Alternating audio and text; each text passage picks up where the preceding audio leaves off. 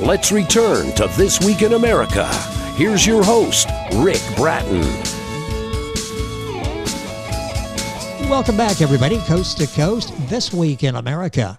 Individual Empowerment, A Way to a Better Future by Eric Gribble is being called a must-read for anyone searching for answers to the most important issues of survival on planet Earth.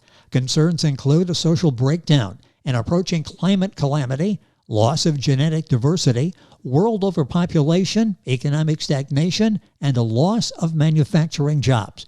Eric has a broad interest in economics, horticulture, and astronomy. He's owned and operated small horticultural businesses in New Zealand and Australia, taken an interest in politics. He served as an electorate secretary for a small political party in New Zealand. He has diversified life experiences in New Zealand and Australia. Due to a tragic personal loss during his life, he became aware that we all have a relatively short existence. The question we all must ask is, what is the purpose of it all? Eric's belief is that we all contribute in a very small way to the steady advancement of humanity. That is our legacy.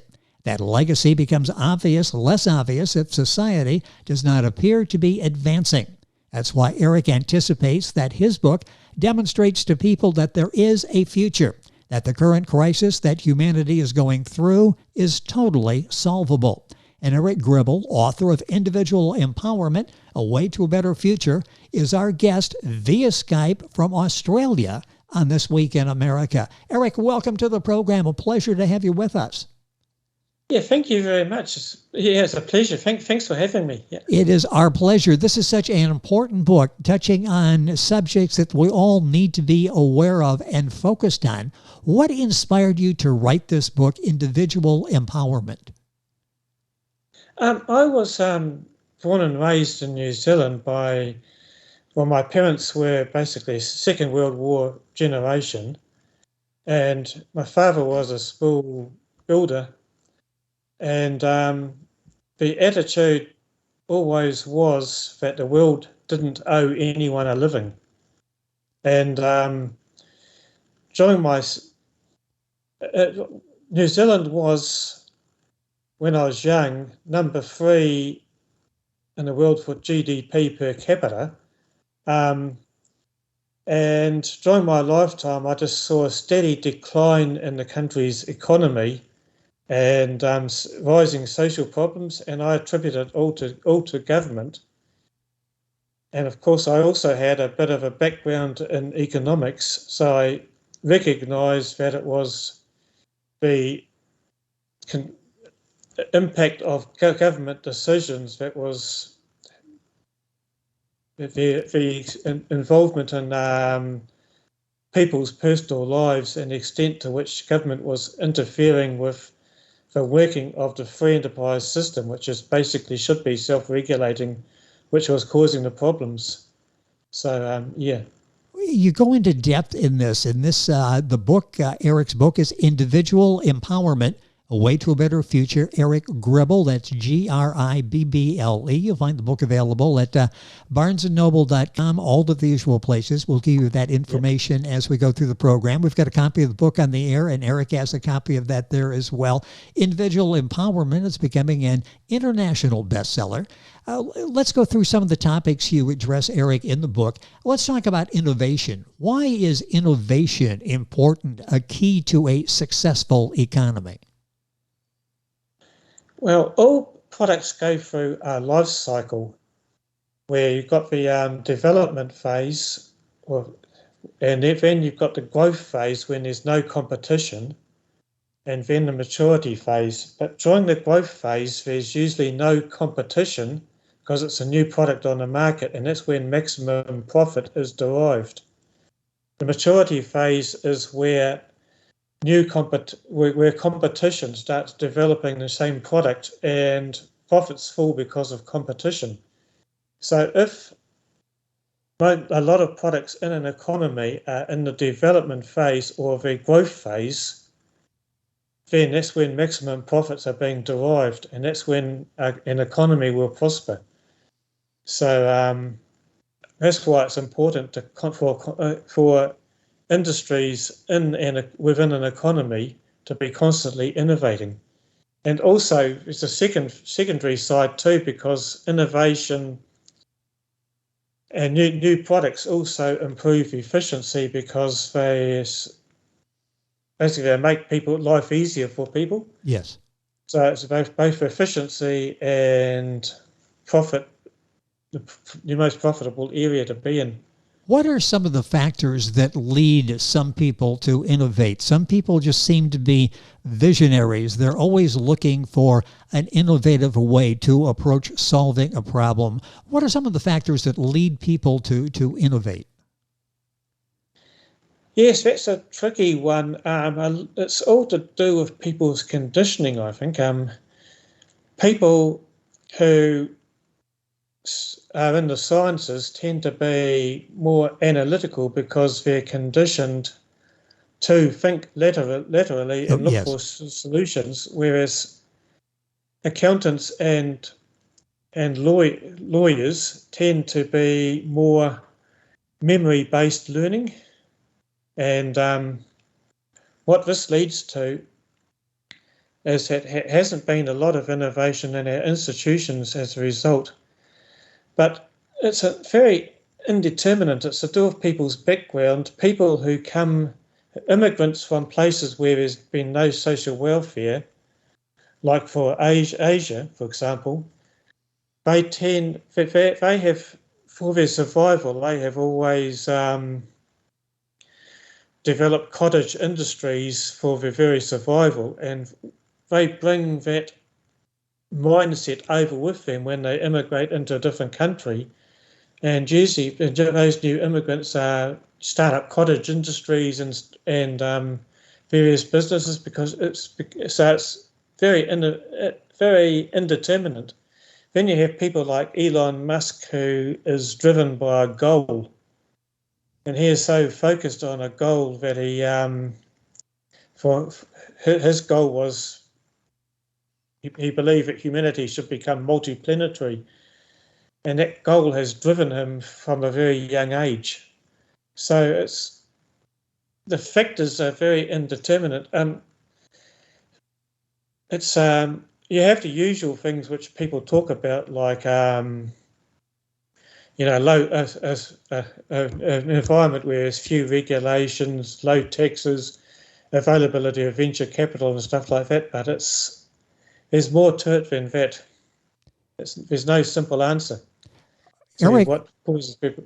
Yeah. Yeah, Eric Gribble is our guest on the program. If you're Googling, that's Gribble, coming to us via Skype from Australia. His book is Individual Empowerment, A Way to a Better Future, book available here in the United States, worldwide, wherever books are sold. Send you to barnesandnoble.com, Amazon as well. Eric, something that's always interested me, that we hear about it, I'm not quite sure what the explanation is. What exactly is supply-side economics? Yeah, well, people get confused because yes, I think it's because of, I like to take everything down back to a barter basis and talk about a primitive society, because money is a medium of exchange, which tends to confuse the explanation. But if you imagine a primitive Stone Age society, and one individual works on and invents a wheelbarrow, then the other members of that tribe, because it makes life easier bringing meat back from the hunting field, for example, and saves labour and everything, other members of that tribe will demand that wheelbarrow. So they'll hunt for additional meat so that they can pay and barter for the wheelbarrow and so that wheelbarrow becomes demanded. Yes. So what I'm saying is supply creates its own demand, but demand side economics is basically redistribution. And if you just if a tribe just redistributes its meat with those who would starve without it, in other words, those who need support within the tribe, which is the humanitarian thing to do, The trouble is there's no real additional demand for that meat, so there's no real incentive, and there's no you haven't invented a labour-saving device. So what I'm saying is there's no real demand for what is already in existence. So redistribution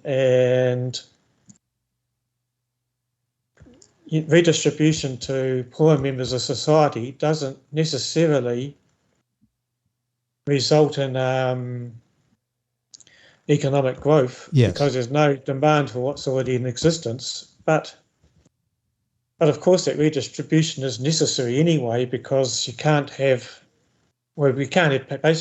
people begging on the streets. So we live in a humane society, but the supply side economics is going to drive growth. Interesting. I appreciate that definition. We hear that often, and it's sort of a floating definition over here, exactly what that means. And I'm glad that you were able to pin that down for us. Our guest is Eric Gribble, Gribble. The book is Individual Empowerment. What's the main cause? This is a big one. What is the main cause of social breakdown in society? That's one of the first areas that you talk about in the book. What's the main cause of social breakdown? Yes. When many years ago, what used to happen is you'd have elderly grandparents, parents and children quite often living all in the same home. But as our society became more prosperous, we had a situation where you had a breakdown of the family unit, where young people would quite often leave home at a young age and would no longer have the mentoring from the elderly members of the family. So you'd have people, basically what's happening in our society today is you have young people that are just left to their own devices without any mentoring. And the solution I suggested in the book is to bring the groups back. You have a whole lot of elderly people who are retired, who are both basically excluded from society. Quite often they live lonely lives, and they have so much to offer. They have a lifetime of experience. And then you have young people who are quite often in sole parent family situations, living alone, but have no life skills. So what I suggested is that we have a situation where people receiving welfare have to go on a compulsory mentoring program, and if they don't comply, their welfare goes back to just a basic ticket system where they don't get cash in hand from the taxpayer. And it sounds harsh.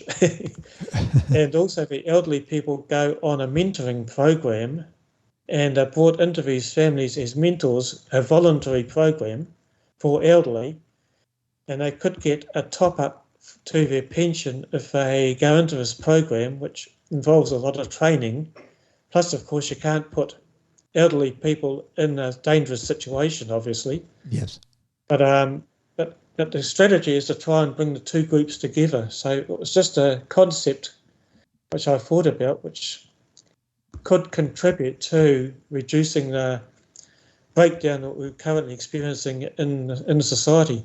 Thought-provoking idea, as all of the ideas are in Eric's book. Eric Gribble, Gribble. The book is Individual Empowerment, A Way to a Better Future. Book available wherever books are sold. Links on our website, thisweekinamerica.us.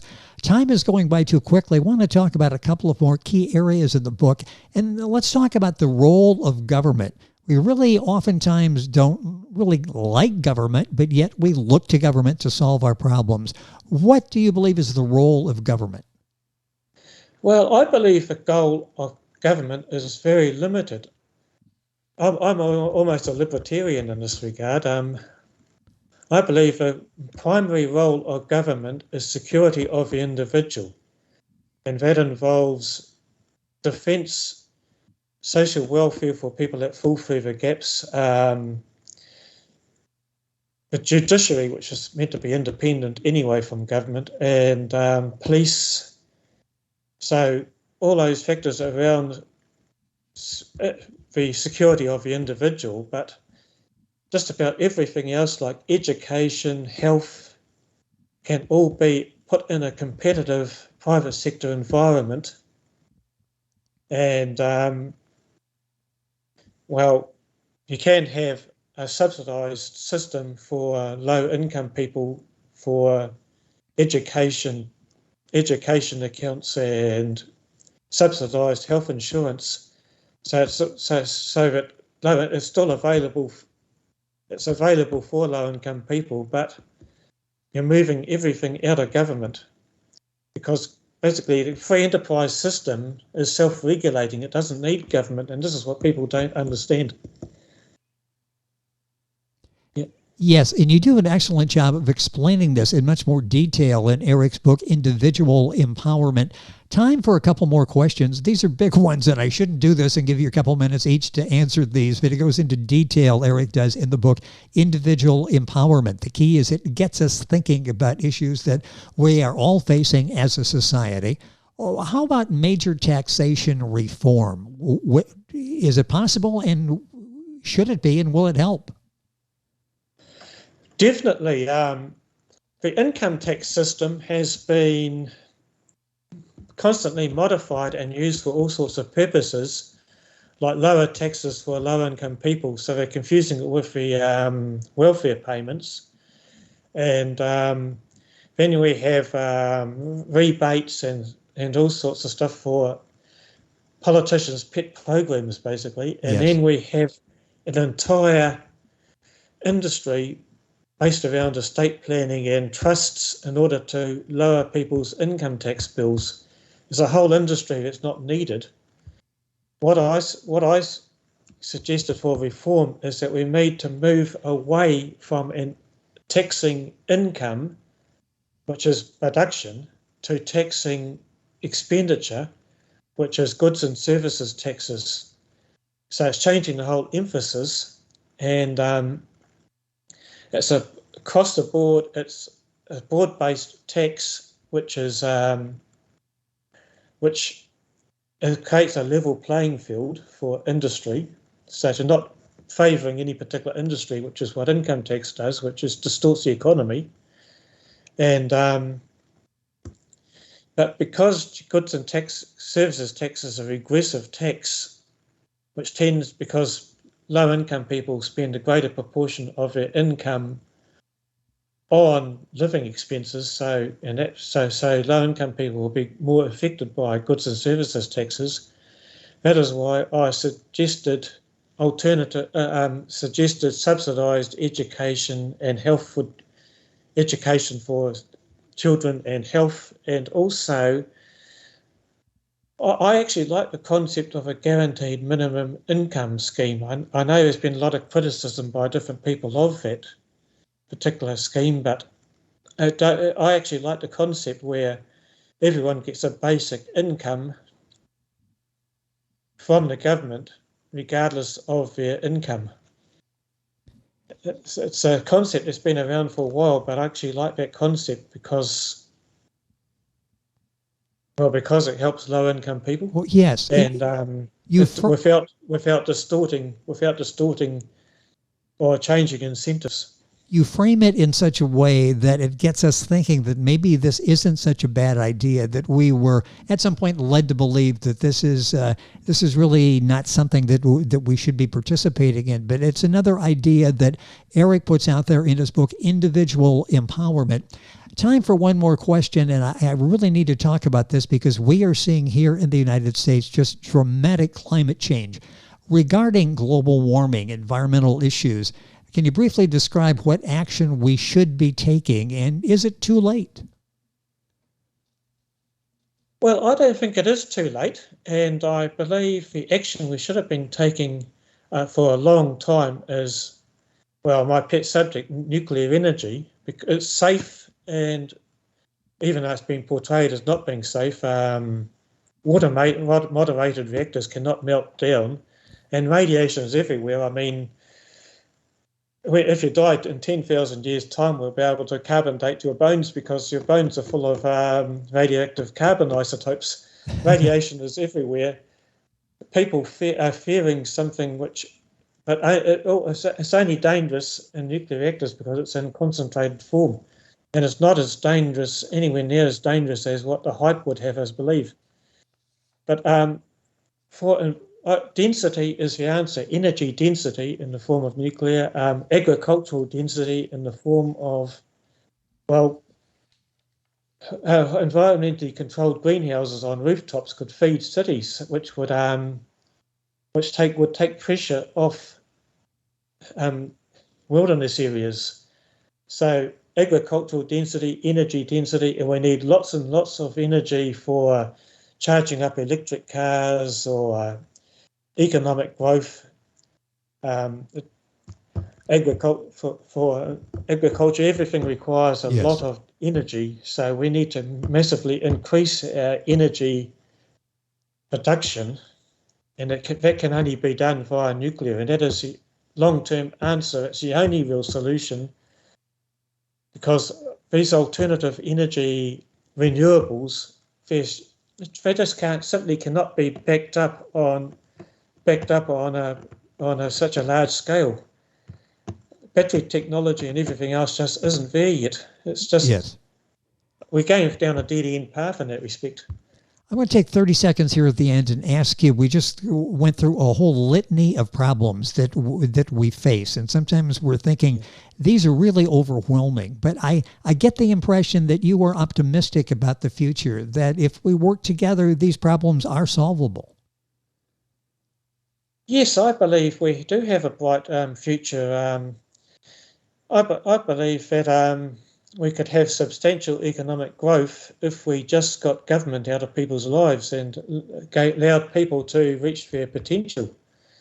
Like I say, a bright future. I followed a space program and I can see what's happening there. That's actually currently the world's fastest growing industry. For example, they're talking about private space stations now because of the future of growing human organs from stem cells and zero gravity. And there's so much technology coming on stream, and what's happened is we've actually increased our innovative base because of improving living standards throughout the world. There's actually a bigger pool of people where innovation is coming from. So there's more and more technology coming on stream all the time because of it.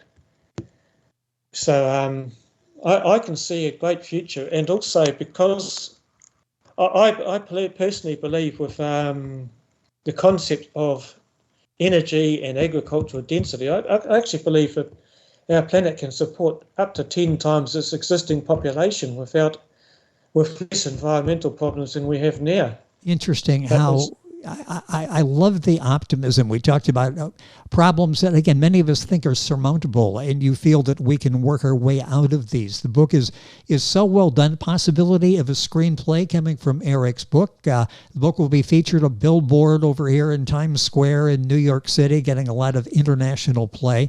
The book is Individual Empowerment, A Way to a Better Future by Eric Gribble. That's Gribble.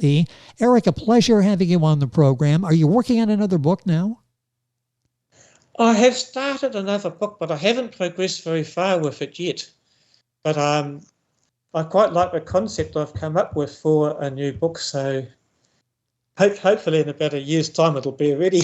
That is good, and hopefully we will have a chance to talk about that. I really appreciate you taking the time in the middle of the night in Australia to get up and talk to us on This Week in America here. And the book is available Amazon, Barnes & Noble. I would like to thank Historia Advertising for their marketing assistance in connecting Eric and myself for the program today, historiaadvertising.com. And again, all this information you'll find on our website. Eric, thank you so much for being with us on the program. Hopefully we can do this again. Thank you for spending some time with us. Yeah, thank you very much for that. I enjoyed it. Yeah, thanks for It has been our Thank you very pleasure. much, David. Eric Gribble, Gribble. The book is Individual Empowerment, A Way to a Better Future. Information on our website, thisweekinamerica.us. And we're back on today's program right after these messages. This Week in America is online. You can visit our website, thisweekinamerica.us. Scott Pinkerton, Associate Producer of This Week in America. Jay Anderson, Segment Producer. Ben Watson, Webmaster. Otto Bechet, Director of Engineering and TV Production. This Week in America produced and is a trademark of Blue Funk Broadcasting, LLC. For information on all of our guests and to listen to this week's show, our website again at thisweekinamerica.us. And I'm Sean Bratton, Executive Producer of This Week in America.